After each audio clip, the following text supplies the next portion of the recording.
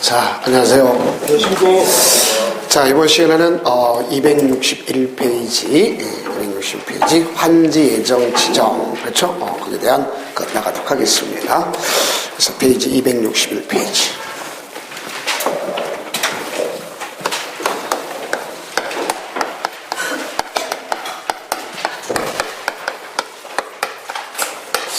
자, 지금 우리가 어디쯤 배우고 있느냐면요. 자, 이렇게 배운 거죠. 환지 방식을 배우고 있는 건데요.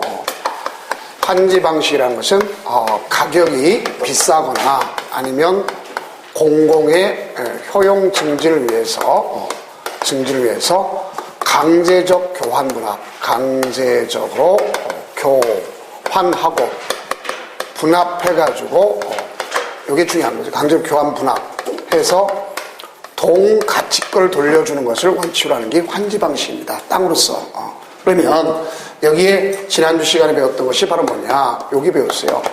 환지 계획에 대해 배웠죠. 그래서 환지 계획은 바로 우리가 그 작성할 때 기준은 누가 정한다?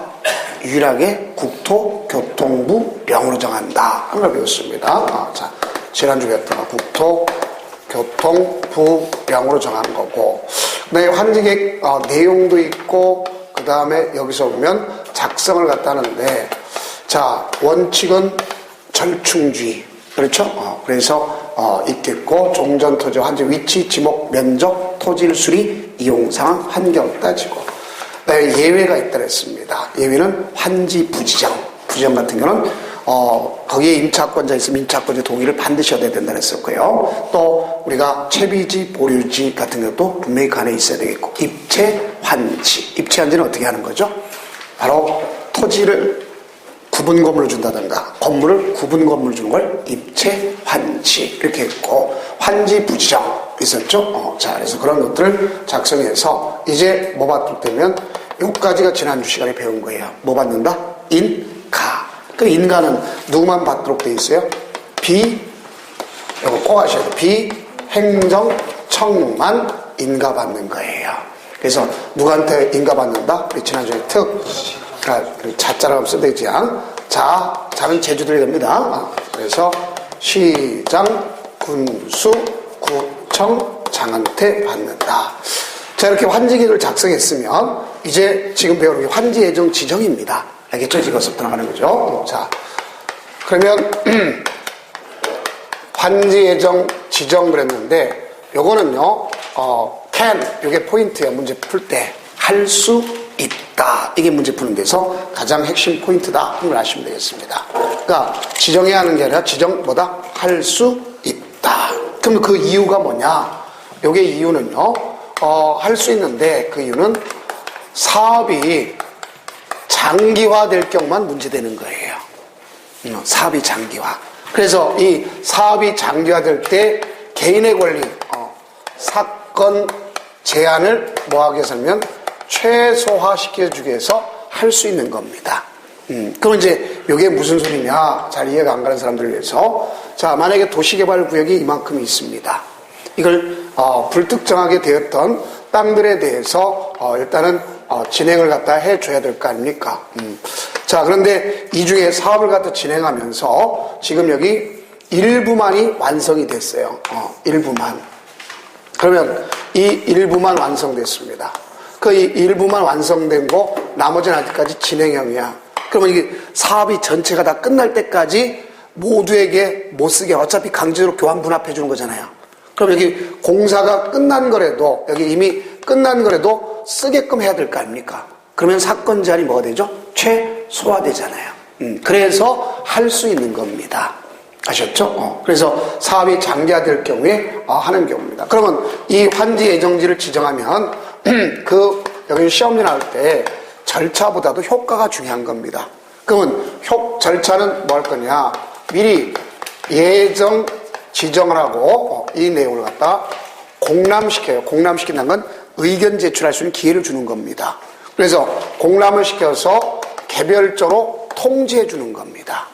알겠죠? 개별적으로 통지. 자, 그래서 이 개별적으로 통지하게 되면 이제 어떤 효과가 나타나냐 하는 걸 봅시다. 만약에 예를 들어서 여기 있는 요 땅이 예를 들어서 4번이 땅이고 갑의 땅이라고 생각해 봅시다. 요것이 5번지 땅이고 을, 요게 병의 땅. 자, 또 일부가 정의 땅이라고 생각해 봅시다. 그러면 지금 여기 끝난 것은 여기 갑과 을 정뿐이 안 끝났잖아요. 그렇죠? 그럼 이 사람들한테 사용, 수익할 수 있는 길을 열어주는 것이 환지 예정 지정입니다. 그럼 여기에 가장 중요한 건 효과입니다. 효과. 효과. 그래서 효과는 여기 보세요. 통지라고 쓴 이유는 바로 뭐죠? 개별 구체적으로 알려주는 거죠. 당사자들만 알려주면 되는 거예요. 다른 사람 알려줄 필요 없습니다. 어차피 이거 너 갑 하얀 땅이었지. 근데 이 땅 제자리에 두는 걸 원조로 합니다. 이걸 평면 환지라고 그래. 알겠죠? 그러면 얘한테 주고 을은 요걸 주겠다. 이렇게 미리 개별적으로 통지해 주는 거예요. 그래서 쓰라. 알겠죠? 그러면 여기 효과 중에 대표적인 것이 우리는 이렇게 나눠봅시다. 단순 지정 효과. 단순 지정 효과. 우리 교과는 그렇게 안 써있지만 저는 이렇게 쓰겠습니다. 단순 지정 효과. 그러면 단순 지정 효과라는 것은 이렇게 한번 정리해 볼게요. 소유의 권능은 사용 있겠고 수익이 있겠고 처분 권능이 있잖아요. 그렇죠? 그러면 여기 지금 하얀 땅을 갖다가 제가 준 하얀 땅 그걸 갖다 종전 토지 이렇게 하고 노란 땅은 새롭게 이제 공사가 시행된 거 아닙니까? 그러면 새로운 토지 이렇게 해봅시다. 그러면 자 여기 종전 토지는 지금 여기 갑은 옛날 거 그대로 다 을은 옛날 거 그대로 다 쓸 수 있어요? 없어요? 없죠. 그렇죠? 예정 지정했으니까. 그러면 종전 거는 사용 수익할 수가 없어요. 그러면 요 사용 수익권만은 바로 새로운 토지로 옮겨오는 거예요. 노란 토지로. 근데 여기 보면 소유권이 옮겨온 게 아닙니다. 그건 권한만 옮겨온 거예요. 그러면 팔으면 어디 걸 팔아야 되죠? 이 사람은 만약에 여기 봅시다. 요 땅은 지금 아직까지 누구 거죠? 갑. 요 땅은 병 거잖아. 근데 이 노란 걸 누구한테 좀 쓰라고 그런 거죠? 을한테 쓰라고 그런 거잖아요. 그럼 을이 이 땅을 처분하면 돼, 안 돼? 안 되는 거지. 옛날 자기가 갖고 있던 땅을 처분해야 될 거 아닙니까? 그렇죠? 그러니까 처분은 옛날 거에 갖고 있는 거예요. 소유권이 옮겨온 게 아니기 때문에. 알겠죠? 그러면 새로운 건 처분할 수 있다, 없다? 없다. 그럼 여기 보면 이렇게 새로운 걸 쓰게 되는데 여기에 만약에 장애물이 있다고 생각해 봅시다. 자, 여기에 장애물이 있다. 여기에 장애물이 있다. 그럼 장애물이 있으면 장애물을 제거해야 될 거 아닙니까? 그렇죠. 그럼 사용 시기를 따로 개시를 정해줘야 되겠죠. 그렇죠. 그래서 장애물이 있으면 사용 개시를 따로 정해주는 겁니다. 쓰라고. 그러면 여기 보세요. 여기 있는 을은 요 땅을 쓸 때 병이나 갑은 어떻게 해야 되겠죠? 방해해서는 안 되겠죠. 그러면 무슨 의무가 생긴다? 수인 의무. 수인 의무라는 건 다른 말 쓰면 방해할 수 없다. 참아야 되느니라. 알겠죠? 그럼 무슨 의무라 그래? 수인 의무. 아셨죠? 이렇게 되는 거예요. 자, 그 다음 만약에 지금 여기 있는 요 을과 정이 갖고 있는 요 땅을 갖다가 채비지로 쓰겠다. 자, 요거를 잘 알아줘. 채비지가 뭐죠? 채비지. 사업을 할 때 드는 비용을 충당해서 팔 수 있는 땅. 그렇죠? 그래서 채비지를 쓰겠다. 그러면 이제 보세요. 두 번째, 채비지는 어떻게 될 거냐. 이 채비지에 대해서는 자, 누가 알 거냐면 시행자가 사용도 하고 수익도 하고 그 다음 가장 중요한 게 뭘 할 수 있다? 처분할 수 있다. 근데 이 처분하게 되면 이거는요 민법 제186조에 해당해가지고 작자가 있어야 팔 수 있는 거 아닙니까? 그럼 민법 186조는 법률 행위라고 그러죠. 법률 행위는 등기가 돼야 물권 변동이 일어나는 거 아닙니까? 그래서 여기는 등기 시에 물권 변동이 일어나는 겁니다. 살 작자가 있다면 팔아버려요. 그래서 미리 등기할 수 있다 없다? 있다 하는 겁니다. 그래서 시험지 날 때 채비지를 처분 못한다면 안 되는 거고 종전 토지를 처분해야지 새로운 토지를 처분한다 소리 하면 된다 안 된다? 안 된다 하는 걸 볼 수 있어요. 그 다음 또 하나는 여기에 이제 뭐가 있다고 보시면 여기 4번지 땅 하얀 땅이 있을 때 여기에 기시가 있다고 생각해 봅시다. 그러면 갑과 기 사이는 뭐가 있냐면 임대차 관계가 이루어졌다고 생각해 보자고요. 무슨 관계? 임대차. 그러면 하얀 땅이 있을 때는 갑과 을 사이에 임대료 관계에 대해서 최초에는 서로 간에 맞았기 때문에 계약을 체결했을 거 아닙니까? 근데 지금 이런 것이 바로 뭐냐면 감보율이잖아. 돌려주지 않는 땅, 보류지. 그렇죠? 그러면 그것 때문에 면적이 늘어나거나 줄어들 수 있잖아요. 대부분 줄어들잖아요. 그러면 면적은 줄어들었더라도 임대인의 입장에서는 도로가 났기 때문에 효용가치가 높아졌기 때문에 임대료 올려달라고 할 것이고, 임차인의 입장은 상대적으로 면적이 줄었으니까 임대료 내려달라고 할 거 아닙니까? 그래서 그와 같이 가져가면 이걸 갖다 우리가 뭐라면 용익권자 보호라고 하는 거예요. 자, 뭘 보호한다? 용익권자 보호. 그런 용익권자 보호 중에서 대표적인 건 임대료 증감 청구를 불변기간을 정해놓은 거예요. 아무 때 가서 임대료 올려달라 내려달라 이렇게 못하는 거 아닙니까? 그러니까 여기 임대료 증감 청구는 60일 내 하도록 돼 있어요. 만약에 60일이 경과됐다 그러면 할 수가 없는 겁니다.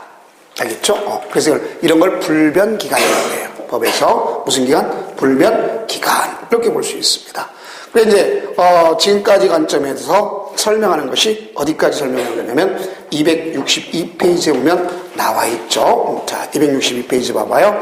여기면 종전토지를 사용수익 정지하고 새로운 토지로 다 옮겨가는데 종전토지 소유권 임차권으로 무슨 의무가 생긴다? 수인 의무. 채비지는 누가? 시행자가 사용도 하고 수익도 하고 뭐도 한다? 처분. 그 다음에 이제 임대료 증감 청구가 있는 거 아닙니까? 그렇죠? 그래서 임대료 증감 청구는 무조건 할 수 있는 게 아니라 60일 내 하도록 돼 있어요. 하면 지나면 할 수 없다 돼 있죠? 자, 그러면 여기 임대료 증감 청구인데 서로 간에 마음이 맞지가 않아. 그러면 여기에 따라서 뭐가 나타날 거냐? 권리 포기 계약을 뭐 할 수 있죠? 해지. 권리 포기 계약 해지. 자, 임대차 없던 걸 하자. 할 수 있어요, 없어요? 있죠. 그럼 거기에 따라서 뭐가 발생하냐? 손실이 발생하겠죠. 그럼 반대 구조로 손실이 발생하면 뭐가 있는 사람 있죠? 이득을 얻는 자가 있을 거 아닙니까? 그렇죠? 그러면 여기 손실 본 자가 이득 얻은 자한테 청구해 본들 들어줄까 안 들어줄까? 안 들어주죠. 그러니까 이 청구를 갖다가 하게 되면 안 들어주니까 이 청구를 들어줄 수도 있지만 안 되니까 청구를 누구한테 할 수 있냐면 시행자한테 할 수 있는 거예요. 누구한테 할 수 있다? 시행자. 그래서 보면 시행자한테 청구할 수 있다. 262페이지 제일 밑에 있죠? 그러면 이때 시행자는 여기 있는 이득 얻은 자한테 구상권을 행사하는 거예요. 자, 돈 달라. 그 만약에 여기 있는 이득 얻은 자가 구상권에 응하지 않더라. 그러면 강제징수하면 되는 건데 이 환지 방식이란 건 민간이 주도하는 거 아닙니까? 원칙적으로. 그렇죠? 전부 환지 방식은 토지수야 조합한테 주잖아요. 그러면 민간이 강제징수할 수 있어요? 없어요? 없죠. 그러면 누구를 시켜야 되겠어요? 깡패라고 그랬죠.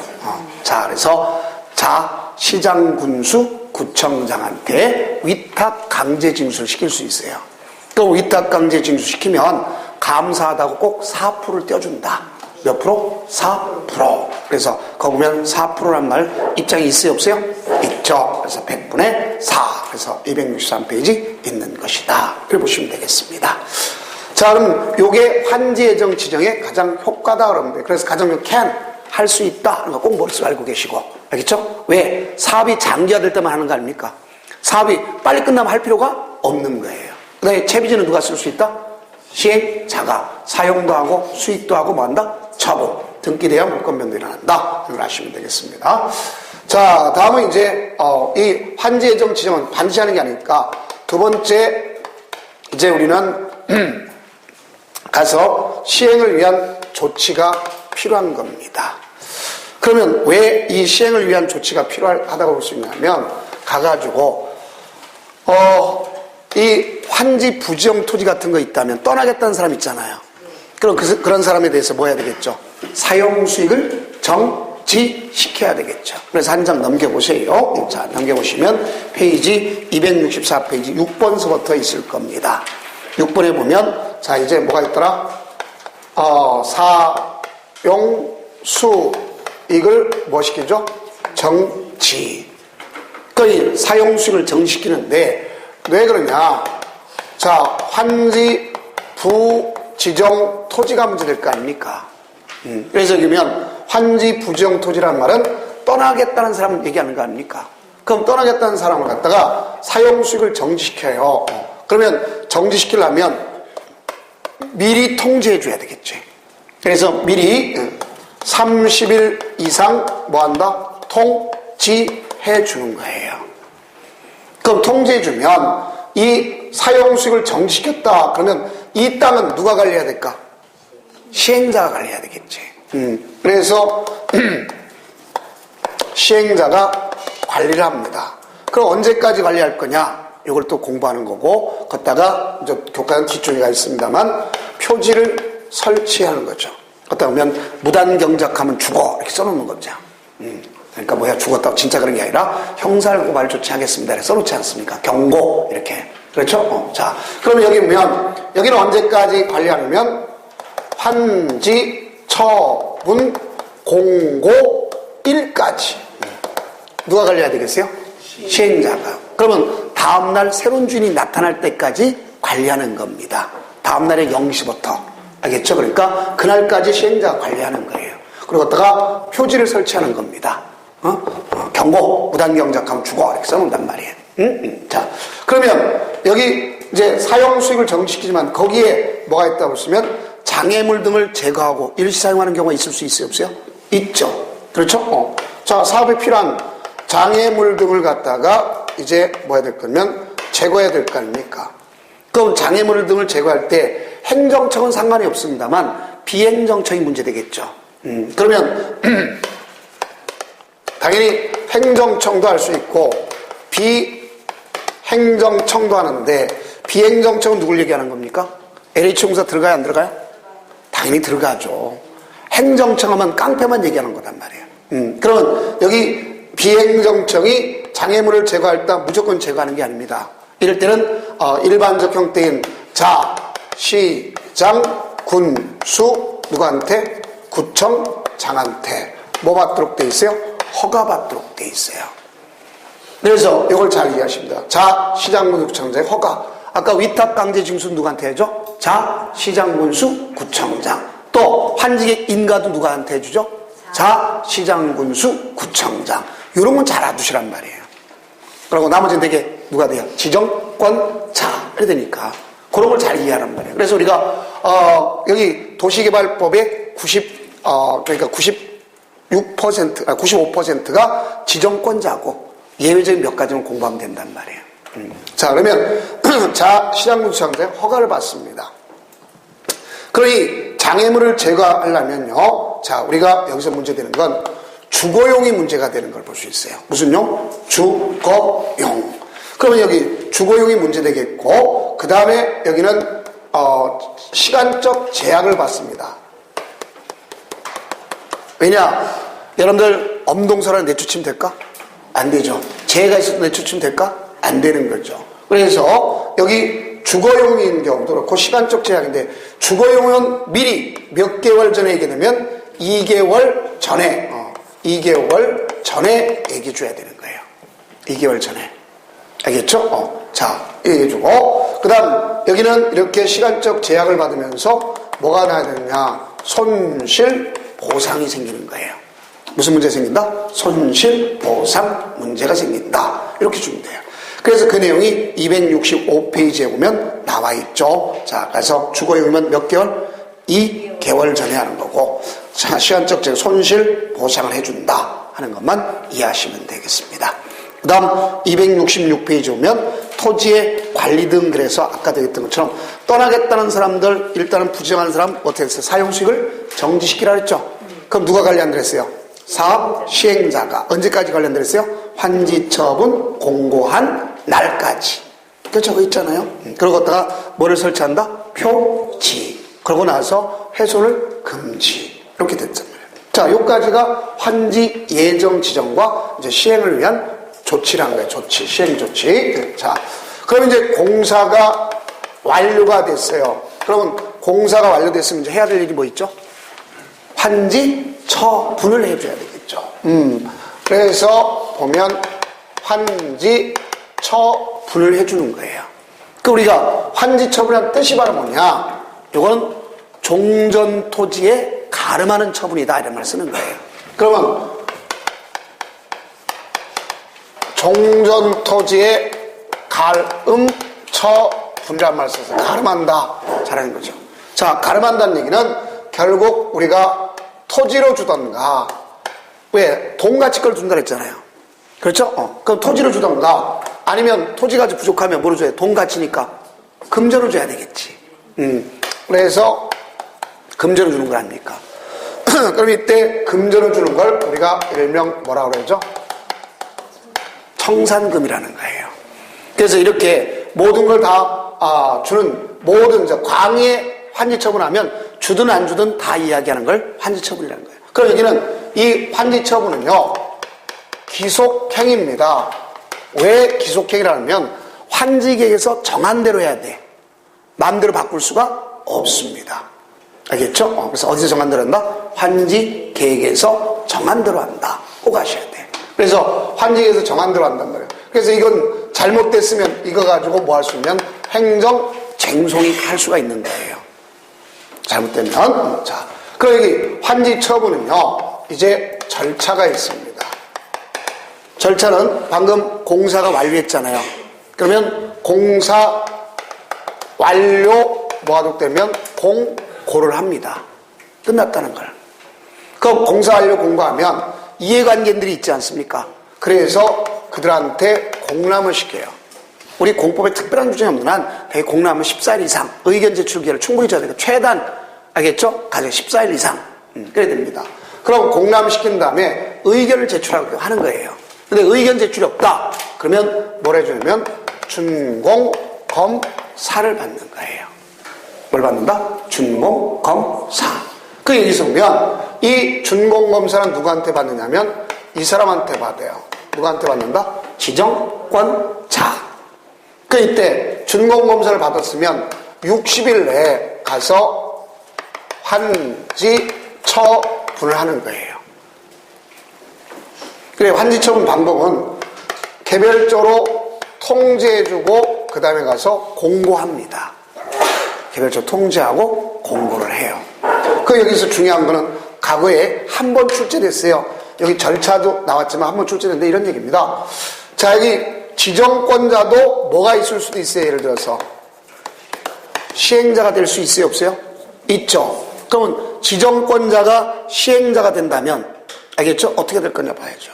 그러면 이 지정권자가 시행자가 된다면 공사 완료 공고한 날부터 60일 내 다이렉터라 하면 되는 겁니다. 며칠 내? 60일 내. 그래서 시험 문제 뭐라고 하잖아요. 지정권자는 국토장관한테 준공검사 받는다. 그럼 틀린 거란 말이야. 알겠죠? 받을 일이 있어요? 없어요? 없어요. 그래서 다이렉트로 이렇게 가져간다. 그런 것을 아시면 되겠습니다. 자, 그래서 이와 같은 경우가 여기 속하는 거다. 알 수 있어요. 절차가. 자, 그렇다면 여기에 이제 뭐가 있냐면 가장 중요한 것이 여태까지 이제 올해가 29회죠. 28회까지 오면서 3번 안 나오고 거의 다 나왔어요. 효과가 최고 많이 나온 거예요. 그래서 이 효과가 최고 많이 나왔습니다. 효과 자체가. 그럼 저는 우리 교과서와 좀 약간 색다르게 하는 게 아니라 먼저 제가 설명해 줄 교과서 찾아드릴게요. 자, 보면 여기에 원칙이라 그럴까요? 효과 중에 원칙. 원칙은 자, 환지 처분 공고일 어느 날? 다음 날. 요게 가장 기준점이 되는 거예요. 다음 날. 왜 그러냐면 0시부터 출발하니까 그렇습니다. 시분출 함자니까. 그럼 다음 날 어떤 경우가 일어날 거냐? 첫째, 권리 관계가 이제 아주 이전되고 뭐 하는 거죠? 확정. 이게 원칙이랍니다. 권리 관계 이전되고 확정돼. 앞서 얘기했던 것처럼 저 하얀 땅에서 완전 저게 다 끝났다면 노란 땅 주인으로 되는 거예요. 노란 땅 주인. 그래서 그게 어느 날 되는 거죠? 다음 날. 알겠죠? 그러면 요게 되는 거고, 두 번째는 뭐가 있느냐? 입체 환지 토지가 있습니다. 입체한 지 처분이 돼요. 그러면 이 입체한 지 처분은 다음날 이루어지는데 어떻게 되느냐. 여기는요, 자, 건축물의 일부. 왜 딱 건축물의 일부라고 쓸까요? 쓰는 이유가 시험 문제. 자, 입체한 지는 어떻게 주는 거랬어요? 종전 토지를 구분 건물로 준다 그랬잖아요. 구분 건물. 그러니까 건축물의 일부라고 쓰는 이유를 알겠죠? 그 구분 건물로 주는 거고, 그 다음에 건물을 구분 건물로 주는 걸 입체한지라는 거예요. 땅을 땅으로 주는 걸 평면한지. 알겠죠? 이렇게 돼. 그러면 건축물의 일부가 있다면 여기는 일체성 때문에, 알겠죠? 그 건축물에 있는, 거기에 있는 토지의 뭐로도 받는 거죠? 일부를 받는 거예요. 그러니까 이게 잘 이해 안 가는 사람을 위해서, 자, 여기 땅이 있어요. 이게 갑의 땅입니다. 자, 근데 이게 너무 적어, 과소해. 그러니까 못 주겠다. 대신 신청에 의해서 뭐로도 받느냐면, 자, 집합 건물 줘요.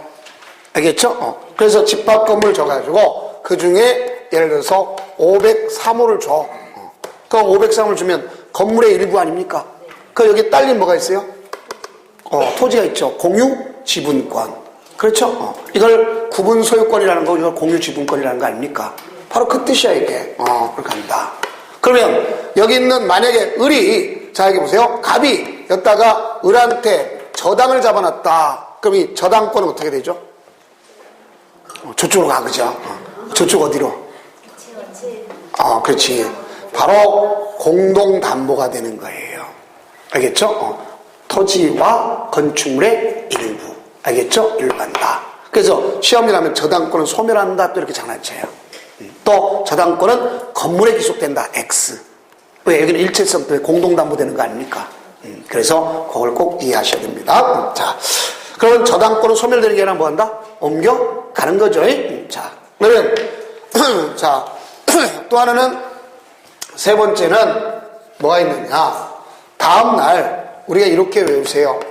채, 시, 보, 환 이렇게 명제처럼 외우자고요. 꼭 외워도 돼. 이게 무슨 소리냐? 채비지는 누가 갖는 거다? 시행자가. 시행자 어느 날? 다음 날. 보류지란 뜻이 뭐야? 돌려주지 않는 땅. 그럼 왜 돌려주지 않는지 환직에서 정했을 거 아니야. 그럼 환직에 정한 자에게 주면 되는 거예요. 그래서 그 뜻을 채비지는 누가? 시행자. 보류지는 누가? 환직에서 정한 자. 그렇기 때문에 뭐라고 외우면 채, 시, 보, 환 이렇게 외우는 거예요. 그래 이게 시험에 자주 언급됐습니다. 근데 사람들이 뭐라 하냐? 채비지와 보류지는 다음날 시행자한테 귀속된다. 그러면 땡. 알겠죠? 꼭 나눠줘야 돼. 채비지는 누구한테? 시행자. 보류지는 환직에서 정한 자. 그 다음에 이제 뭐가 있냐면 여기에 청산금이 뭐가 되면 확정되는 겁니다. 다음날 청산금이 확정된다. 이게 가장 기본 원칙이 되는 거예요. 근데 이거와 달리 이제 예외가 있어요. 그럼 지금까지 한 걸 원칙만 설명해 보면, 자, 266페이지에 보면 환지 처분이라는 것에 대해서 주어준다면 266페이지 절차가 있잖아요.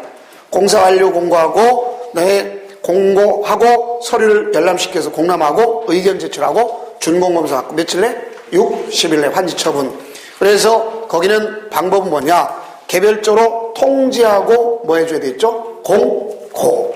그래서 통지하고 공고한다는 말이 형식이 있잖아요. 267페이지 4번에 2번에 형식 돼 있어요? 없어요? 있죠. 자, 그러면 여기에 효과는 원칙적으로 1번에 있는 것처럼 환직에서 정해진 환지는 그 환지 처분 공고 어느 날? 다음 날 종전 토지로 본다. 이게 원칙이란 말이야. 다음 날에 대한 원칙. 근데 그 밑에 거는 다음 날이 아니라 떠나겠다는 사람 땅 있잖아요. 그럼 누가 관리했지 여태까지? 사업 시행자 관리했지. 그러면 그날 그만둬야 될 거 아니야. 그럼 다음날 새로운 작자가 나타날 거 아닙니까? 그래서 그거고. 그러면 그 밑에 있는 행정재판상 처분, 지역권 이게 다 뭐다? 예외예요. 그럼 지금 우리가 시험에 가장 많이 나오는 게 바로 예외란 말이에요. 그래서 예외를 꼭 한번 확인해 봅시다. 자.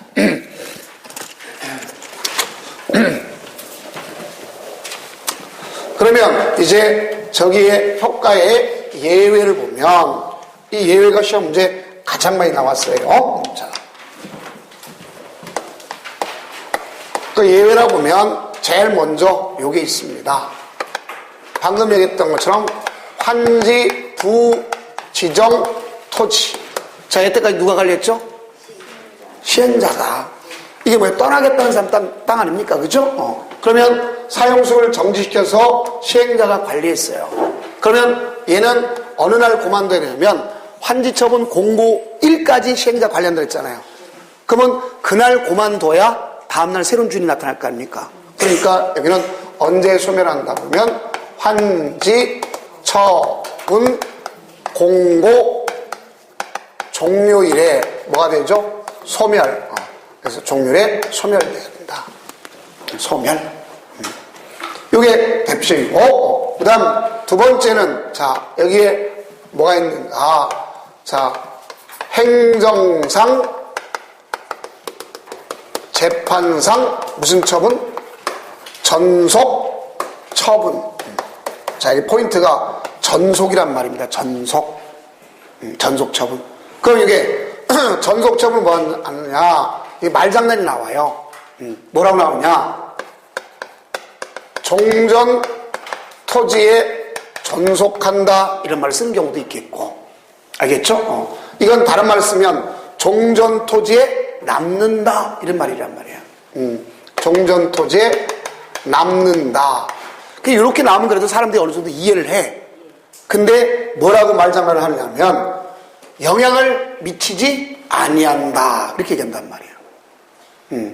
그래서 시험 문제 그렇게 나오는 거죠. 자, 같은 소리예요, 이게.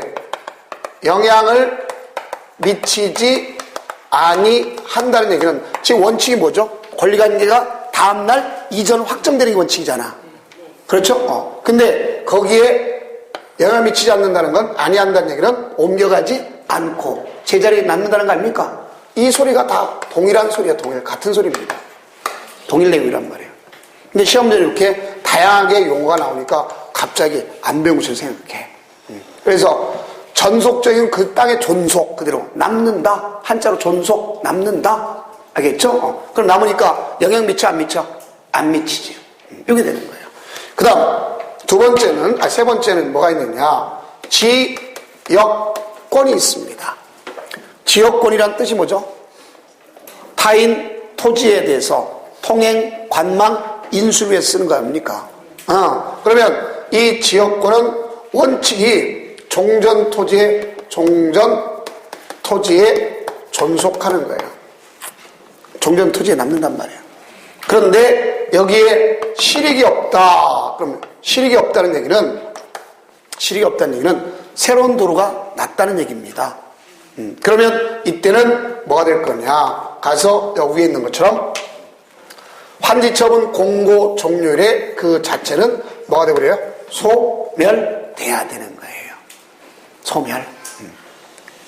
그래서 이제 이걸 간략하게 예시를 해보면, 예를 들어보면 이런 얘기입니다. 자, 여기가 똑같은 예를 들어준 이유가 뭐 다른 색다른 예를 들어주면 좋겠는데 그렇게 하면 자꾸 혼동돼요. 똑같은 예를 들어줄게요. 자, 여기 도로가 있겠고 불특정하게 이루어졌던 종전 땅들이 있어요. 자, 그러면 요게 4번지 땅, 5번지, 6번지, 7번지 땅입니다. 그럼 여기가 도로면 나머지는 다 뭐죠? 맹지네. 이거는. 그렇죠? 그러면 여기는 뭐가 설정돼 있겠어요, 여기에? 그렇죠. 당연히 지역권이 설정돼 있겠죠. 그러면 지역권이 설정된 거죠. 그럼 여기는, 자, 요게 소유자가 갑입니다. 요게 을이고, 얘가 병이고, 얘가 정이야. 그러면 여기 보니까, 자, 이거는 누가 지역권 설정했죠? 을이 설정했겠죠. 자, 요거는 병이, 요거는 정이. 그래서 설정한 거 아닙니까? 그럼 여기는, 자, 땅의 용도가 있을까요? 없을까요? 있죠. 땅의 용도는 뭐로 정한 거죠, 우리? 에이, 도시군 관리계를 정했잖아. 도시군 관리계는 행정처분이잖아. 그게 행정처분이란 소리야. 용도 지역 같은 경우. 그렇죠? 그러면 여기 갑의 땅을 보니까 용도 지역이, 자, 여기 용도 지역이 만약 예를 들어서 중심 상업 지역이야. 그 다음에 얘는 5번지 땅은 일반 상업지역이야. 얘는 근린 상업지역이야. 얘는 준주거지역이야. 예를 들어서. 그렇죠? 그러면 이건 갑에 딸린 게 아니라 4번지 땅에 딸린 거지. 전속이란 말이 그 뜻 아닙니까? 자, 여기 이들은 바뀔 수가 있잖아. 근데 이거는 5번지 땅에 딸린 거 아닙니까? 이거는. 이렇게 가는 걸 전속적이라는 거예요. 자, 그러면 이제 문제가 되는 건 이것을 그대로 둘 게 아니라 여기를 이제 뭐 할 거냐, 새롭게 사업을 시작해. 그래서 여기에 따라서 도시개발 사업을 해서 본래대로 돌려주는 걸 원칙으로 합니다. 될 수 있는 제대로. 알겠죠? 그러면 이 중에 요건 평면한지 누구한테 주겠다? 갑한테 주겠다. 근데 요걸 갖다가 채비지로 쓰겠다. 무슨 지로 쓰겠다? 채비지로 쓰겠다. 그러면 을한테 사용 수익을 정지시켜야 되겠지. 너 그날 그만둬라 해야 될 거 아니야. 그러면 다음날 이 채비지는 다음날 누구 것이 되는 거죠? 그렇지, 시행자 것이 되는 거죠. 미리 팔았다면 파는 사람한테 넘어갔으면 상관없지만 안 팔렸다면 누가 갖는 거예요? 시행자가. 어느 날? 다음 날. 그럼 이거는 민법 187조잖아. 법률 규정에 의한 거잖아. 그러니까 등기 없이도 다음 날 넘어오는 거예요. 아까 환지 예정 지정 때는 등기가 돼야 물권 변동하는 거고. 무슨 얘기인지 알겠어요? 그래서 이거는 다음 날 누구한테 기속되는 거예요? 시행자에게. 이해됐어요? 자, 그러면 여기 있는 얘는 그날 그만뒀다고 그러고, 자 여기 보세요. 여기 정은 떠나겠다는 사람이에요. 이걸 뭐라 하죠 우리가? 환지 부지정. 그래서 환지 부지정 떠나겠다는 사람이란 말이에요. 그 이 사람은 이거 누가 관리했죠?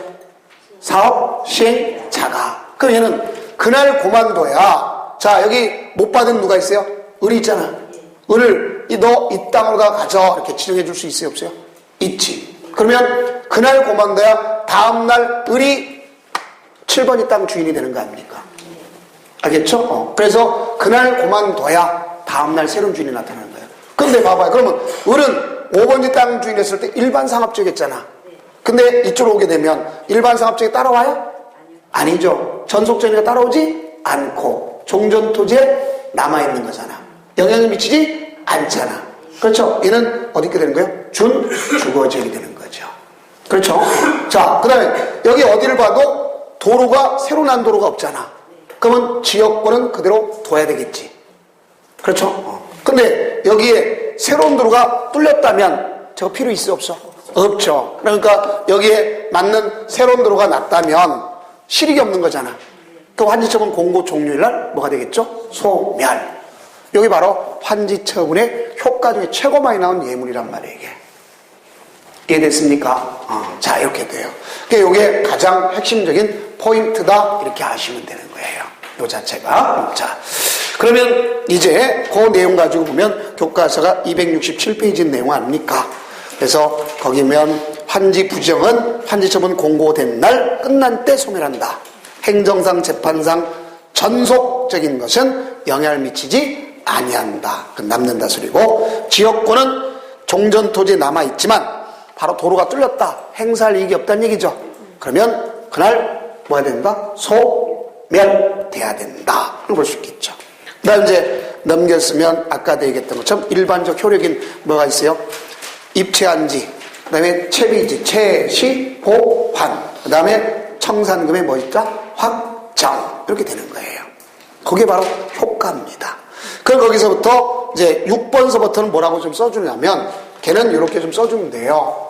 자, 환지 처분 후의 조치다. 이렇게 써주면 좋겠습니다. 그 뒤에서부터는. 그 환지 처분 효과라고 보기엔 좀 어려워요. 조치. 그러면 환지 처분의 효과는 지금 이 두 가지 가지고 원칙 예외 가지고 배운 거고, 그러면 우리는 환지 처분 후의 조치를, 자, 좀 순서가, 우리 교과 순서가 좀 정리가 안 됐는데 제가 한 대로 따라오세요. 이제 권리관리 게 다 끝났으면 내 권한을 정확히 해줘야 되겠죠. 그럼 제일 먼저 뭐 해야 되겠어요? 환지 등기. 무슨 등기 한다? 환지 등기. 자, 보세요. 여기 보면 아까 환지 등기라고 그러는데 이게 환지 등기를 해야 되는 거죠. 먼저 환지 등기. 그러면 공사 완료 공고일부터 14일 이내 등기 신청이나 촉탁하도록 법에 명시가 되어 있는 거예요. 다른 것보다 빨리 하라는 소리겠죠.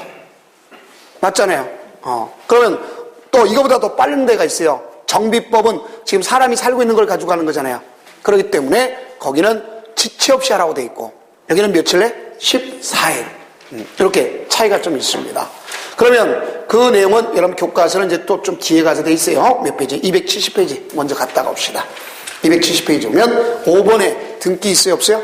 있죠. 그래서 14일 이내에 등기소에다가 알고 등기를 촉탁 신청하는 겁니다. 그러면 우리가 여기 보세요. 여기 등기 신청을 했으면 공사 완료 공고일로부터 등기가 나올 때까지 있을 거 아닙니까? 그럼 요 사이에 여기서 요 사이에 다른 등기는 원칙적으로 해야 돼? 하지 말아야 돼? 하지 말아야 되겠죠. 근데 이제 시험 문제는 예외가 나옵니다. 요게 나옵니다. 예외. 그 예외가 왜 예외가 있느냐? 제가 아까 여기다가 채비지에 대해서 사용, 수익, 처분하고 뭐라 했죠? 뒤에다가 민법 186조 등기대야 물권 변동이 일어난다 했죠? 그러면 자 봐봐요. 그거 언제 배웠어요? 지금 여기 환지 처분에서 배운 거예요? 아니면 자 이거요? 공사이고 환지 처분이라는 게 더 낫겠죠? 환지 처분 공고. 이거는 그렇게 쓰는 게 낫습니다. 환지 처분 공고만 자 공사하는데 환지 처분 공고일로부터 14일 등기 신청하는데 환지 처분보다 그 이전에 환지 예정 지정했던 거 아닙니까? 그렇죠? 그러면 자 환지 예정 지정은 여기서 했던 거예요. 환지 예정 지정 때 자 그럼 환지 처분보다 등기 원인이 발생돼 있어요? 안 돼 있어요? 아까 돼 있잖아. 186조 가지고 팔았잖아요. 그러면 여기에서 보면 이건 민법 186조 받으니까 이런 부동산 등기 특별조치법 적용 받을 거 아닙니까? 그럼 받은 내급부일부터 60일에 등기하도록 돼 있잖아요. 이거보다는 더 길잖아. 그럼 거기서 반대부터 60일이 여기 와서 떨어질 수도 있다는 얘기입니다. 그게 바로 뭐에 대해서? 채비지. 채비지. 채비지는 환지 예정 지정 때, 자, 뭘 팔 수 있어요? 채비지를 갖다가, 채비지를 뭐 할 수 있었죠? 처분할 수 있잖아. 그러니까 그것이 바로 등기 원인이 환지 처분 이전에 발생한 거잖아. 그럼 등기가 여기서 될 수도 있다. 가능하다, 이 소리야. 됐습니까? 자, 그 다음에 이제 뭐라 하면, 우리가 채비지가 여기서 아까 안 왔다면, 채비지가 다음날 누구한테 기속됐죠? 시행자한테 기속. 그럼 채비지를 처분할 수 있는 거 아닙니까? 그럼 채비지를 처분할 때 될 수 있는 대로요, 뭐로다 수록됐냐면, 학교 용지나 공공시설 용지 줄 때는 감정가격 이하로 주도록 법에 규정돼 있어요. 채비지를. 또, 요걸 갖다 이제 주택법에 가서 보면 2분의 1을 갖다 집단지로 조성해 주는데, 거기 보면 국민주택 용지로 쓰겠다. 또 임대주택 용지로 쓰겠다. 그러면 조성 원가로 주도록 돼 있어요. 그러면 가격이 많이 떨어질까 안 떨어질까? 떨어지겠지. 그걸 이제 좀 이따 또 설명할게요. 자, 그 다음에 이제 뭐가 있냐면, 요렇게, 요게 환지 등기에 돼 있으면, 자, 이제 앞에 와서 요게 되는 거예요. 역시 용익권자 보호. 그래서 용익권자 보호라고 명칭 쓰면 됩니다. 용익권자 보호. 자, 이거 두 번 얘기하는데 왜 두 번 얘기할까? 그 이유가 뭘까? 아까 환지 예정 지정은 반드시 하는 거예요? 할 수 있는 거예요? 할 수 있는 거죠. 그러니까 이것이 교과서 또 앞으로 와서 268페이지 오면 거기에 임대료 증감 청구 등이 있어요? 없어요? 있죠. 그게 바로 용익권자 보호예요. 그 임대료 증감 청구인데 임대료 증감 청구는 어떻게 하는 거냐? 자, 방금 얘기했던 예를 든다면 자, 요게 예를 들어서 4번 이 땅이 갑거였어요. 근데 앞서 얘기했던 건 여기에 기시가 여기에 임대차 들어갔어. 그러나 도시개발 사업을 하면 간보일 때문에 이 면적이 줄어들 수도 있다 없다? 있다. 늘어날 수도 있죠. 줄어들 수 있단 말이에요. 그러면 지금 나는 하얀 땅 있을 때 갑과 기시가 임대차 계약을 체결했는데 자 면적이 줄어들 수도 있고 효용 가치는 올라갈 수도 있지 않습니까? 그러면 여기 임대인과 임차인이 바로 상극관계에 있을 거 아니야. 그럼 아까도 했죠. 임대료 증감 청구는 며칠 내에 요구한다? 60일 내에. 60일 경과되면 할 수가 없어요. 그럼 만약에 이 증감 청구를 요구하는데 아까도 했던 목적 달성할 수가 없더라. 그렇죠? 그럼 할 수 있는 방법은 두 가지죠. 하나는 권리, 포기, 계약, 뭐라 하죠? 해지. 계속적 관계니까. 그럼 계약 해지에 따라서 아까도 얘기했던 것처럼 얘기했더라. 뭐가 발생할까? 손실. 그러면 반대로 이득 얻은 자가 있다 그랬지 않습니까? 그러면 우리는 이 손실을 있으면 이득 얻은 자가 있는데 이 사람이 거의 줄 수 있는 건 만물가 아닙니까? 뭐 착한 사람은 주겠지만 나같이 악한 사람은 안 준단 말이에요. 그러면 결국 이 손실에 대해서 누구한테 청구할 수 있는 거죠? 청구를? 원래는 얘한테 이렇게 해야 되는데 안 되니까 누구한테 can 할 수 있는 거예요? 시행자. 시행자. 청구보다 할 수 있다. 이게 문제 포인트란 말이에요. 청구할 수 있다. 누구한테? 시행자. 그럼 시행자는 이득 얻은 자한테 뭐를 한다 그랬어요? 아까? 구상권 행사한다. 그리고 만약에 안 주면 뭐 한다? 강제 징수. 민간은 위탁 강제 징수한다. 하는 걸 아까 배웠잖아요. 그럼 감사도 몇 프로 떼어준다? 4% 떼어준다. 하는 걸 배웠던 것이 바로 용익권자 보고 그 다음에 이제 뭐가 있냐면 청산금이라는 게 나오지 않습니까? 무슨 금? 청산금. 자, 그럼 여기 보면 이 청산금이라는 것은 자, 과, 부족, 분을 금전으로 다 처리해 주는 거 아닙니까? 그러면 이것이 청산금은 자, 성격이 두 가지가 있어요. 왜냐? 우리가 교부할 때와 징수할 때 차이가 있는 겁니다. 그러면 교부는 왜 해주느냐? 가서 손실 보상 입장인데 대표로 뭐예요? 가만지가 됐다. 그럼 줄어들었잖아요. 돈같이 걸 돌려줘야 되는데 줄어들었으니까 돈 받아가 이렇게 해서 교부해 주는 거예요. 그래서 이거는 우리가 예를 들어서 감환지가 됐을 때 줄어들었을 때 그러면 자 징수라는 거는 부당 이득의 성격을 갖는 거예요. 증환지가 됐잖아. 아까 뭐예요? 돈같이 걸 돌려주는 원칙을 한다 했잖아요. 그러니까 이거는 증환지가 됐을 때 하는 거 아닙니까? 그러면 이 청산금은 자 보세요. 이 결정 시기하고 이걸 구별하는 것이 자 확정 시기가 국어로 봤을 때는 똑같아. 근데 법리적으로 봤을 때는 틀리다고 생각하셔야 됩니다. 그러면 결정하고 확정하고 어떻게 차르냐 이걸 국어처럼 얘기하지 말고 우리끼리 약속하자고요. 결정은요. 결정은 평당 가격을 머릿속에 연상하시면 돼. 무슨 가격? 평당 가격. 그래 확정은 아까 자 보세요. 청산금 확정 어느 날 된다 했어요 아까? 다음 날. 왜? 권리관계가 이전 확정됐기 때문에 나 늘어난 면적 곱하기 평당 가격 하면 나는 얼마 내야 되는지 그렇죠? 확정되는 거잖아. 그래서 보세요. 결정은 언제 하는 거냐? 자 가서 얘는 환지 처분 시에 환지 처분 때 하는 게 원칙이야 원래. 이게 원칙이란 말이에요. 근데 이 환지 처분 때 하지만 예외적으로 그 이전에도 예외가 나타날 수 있다 없다? 있다. 왜 그럴까요? 떠나겠다는 사람도 있잖아. 미리 결정해줘야 돼, 안 해줘야 돼? 해줘야지. 떠나겠다는 사람. 그러니까 원래는 환지 처분 시, 환지 처분 때 결정해주는 거예요. 그 다음에 확정 아까 어떻게 됐어요? 환지 처분 공고 어느 날? 다음 날 확정되는 거지. 그럼 이렇게 확정이 되면 이제 교부 징수해야 될 거 아닙니까? 그런데 우리는 자 보세요. 미리 교부하고 징수할 수도 있다 없다? 있다. 미리 떠나겠다는 미리 줄 수도 있지 않습니까? 이렇게 되는 거예요. 또 이래는 일괄 징수할 수 있고 분할 징수할 수도 있습니다.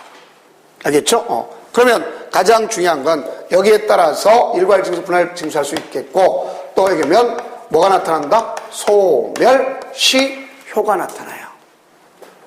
뭐 나타난다? 소멸시효. 그 소멸시효는 자 받을 권리 알겠죠? 받을 권리 또 뭐 할 권리가 있습니까? 징수할 권리. 그러면 받을 권리와 징수할 권리를 몇 년간 행사하지 않으면 5년간. 그럼 그것다 권리에다가 동그라미 쳐놔야죠. 받을 권리, 징수할 권리. 그럼 권리는 아까 어떤 때 확정됐어요? 환지처분 공고 다음날 확정됐잖아. 그러니까 또다시 다음 날짜 붙이면 될까 안 될까? 안 되는 거지. 그래서 여기는 다음 날이 없는 거예요. 그런데 이제 이거는 이제 우리가 다음 주 시간에 배울 거예요. 정비법에서도 청산금이 나와요. 근데 거기는 다음 날로부터 5년간 행사하지 않으면 거고. 여기는 이미 법에다가 청산 확정이 어느 날 된다고 돼 있어요? 다음 날 된다고 됐으니까 받을 권리, 징수할 권리가 다음 날 이미 됐잖아요.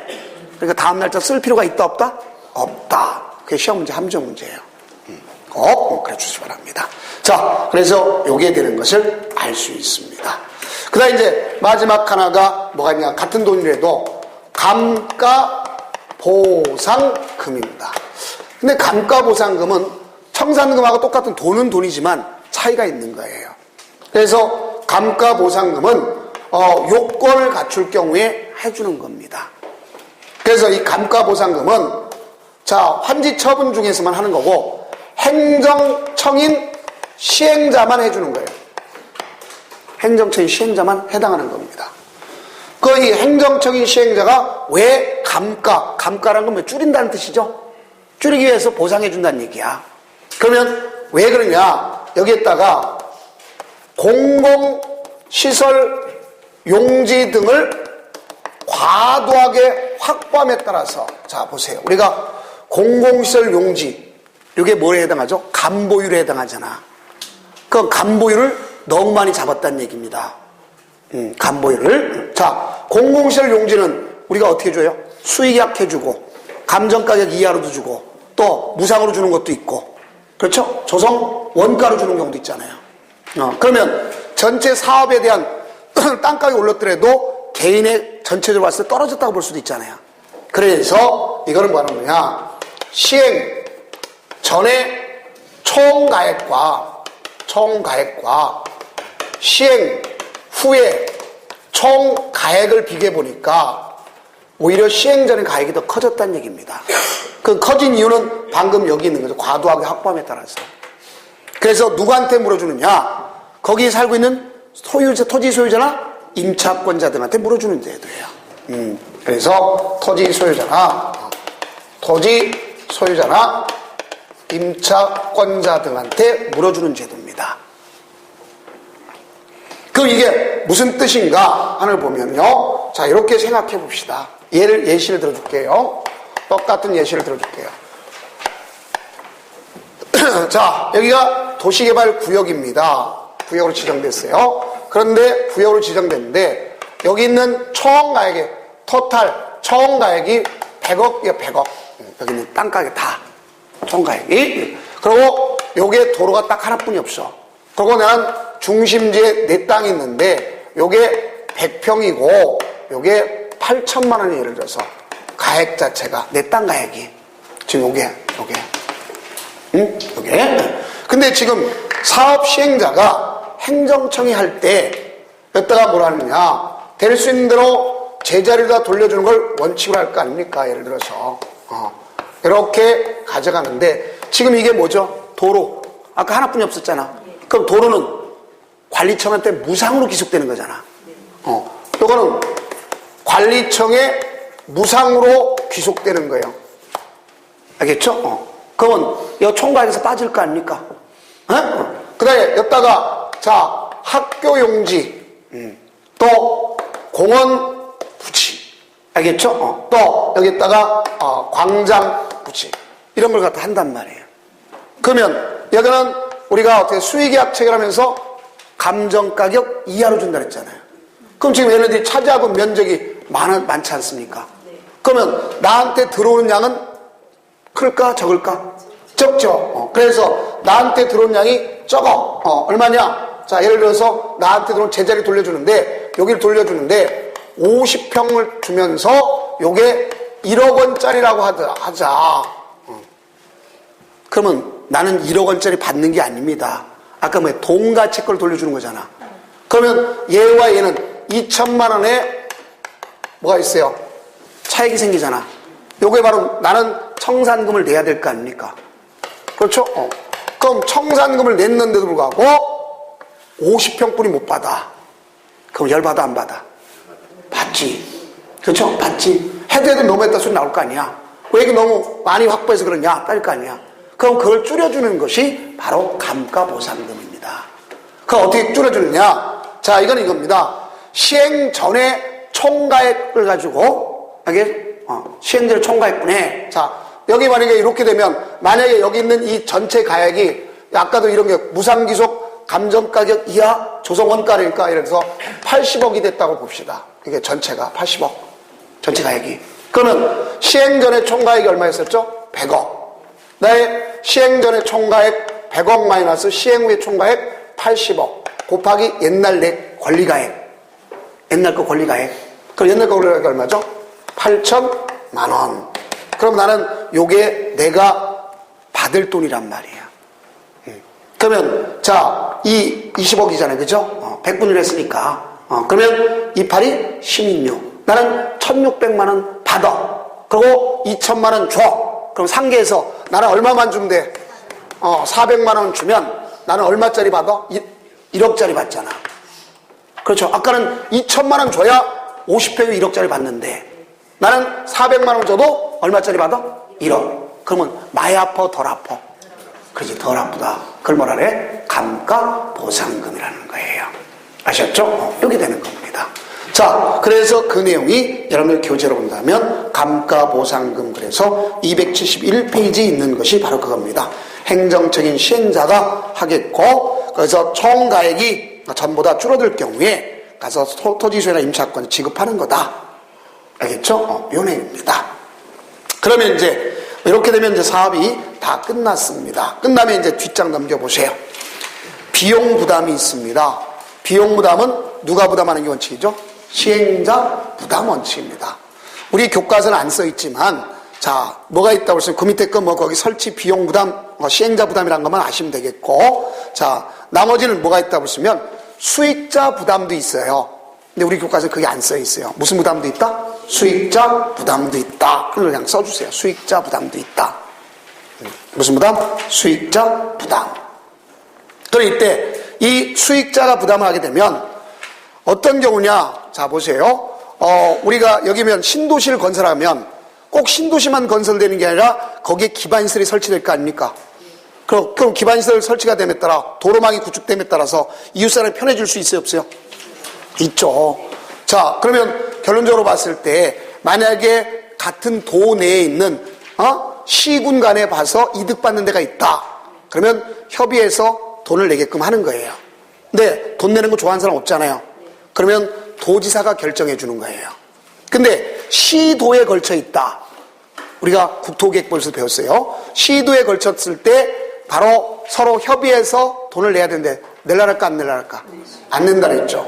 그럼 누가 결정해 준다? 그럴 줄 알고 물어봤어요.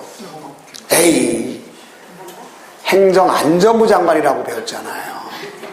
우리 공법 시간에 행정안전부 장관이 딱 3번 나와. 그 중에 비용부담에 관한 결정, 알겠죠? 요거랑 또 좀 있다 보면 도시개발 채권, 딱 3군데만 행정안전부 장관이 하는 거예요. 요 3가지만 꼭 알고 계세요. 자, 그래서 거기 안 써 있어요, 교과서는. 자, 그렇게 이해하시면 되겠고.